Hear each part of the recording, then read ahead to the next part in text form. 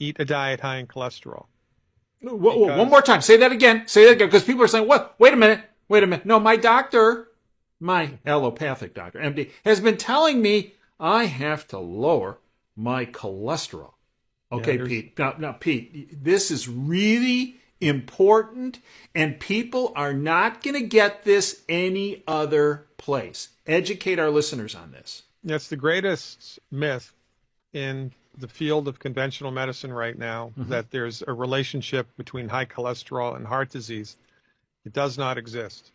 This is an academic fact, by the way. There was a Russian doctor named Ufi Ravenskov who I think 10 or 15 years ago did a meta-analysis of all of the research ever published anywhere in recorded history on the relationship between cholesterol and heart disease. His conclusion, based on an exhaustive review of the literature, there is no relationship between high cholesterol and heart disease. It does not exist. Cholesterol is not the Antichrist.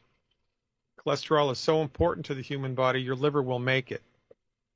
And by the way, the whole good cholesterol, bad cholesterol thing is also a myth. HDL is a carrier protein that carries cholesterol from parts of the body where it's no longer needed back to the liver for storage. That's all that it does. LDL takes cholesterol from the liver to parts of the body that need it. And because the pharmaceutical industry convinced medical doctors with brains the size of walnuts that cholesterol was bad, the logical progression is, well, when we move cholesterol out of the liver somewhere in the body, that's a bad thing, even though it's the wisdom of the body that's encouraging that. And when we remove cholesterol from tissue in the body and bring it back to the liver, that's a good thing. And it's nonsense. There's no such thing as good cholesterol. There's no such thing as bad cholesterol.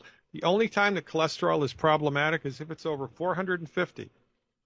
And even then, that amount of cholesterol in the blood is not a problem. But there's something that's giving rise to the imbalance there, and that's what needs to be figured out. It's cholesterol is fine. And this from the Department of Irony Department. If you look at the introduction of statin drugs to the Mm-hmm. marketplace, Mm-hmm. and statin drugs, by the way, lower cholesterol. Mm-hmm. They lower cholesterol by creating inflammation in the liver because the liver makes cholesterol and sends cholesterol out to the body.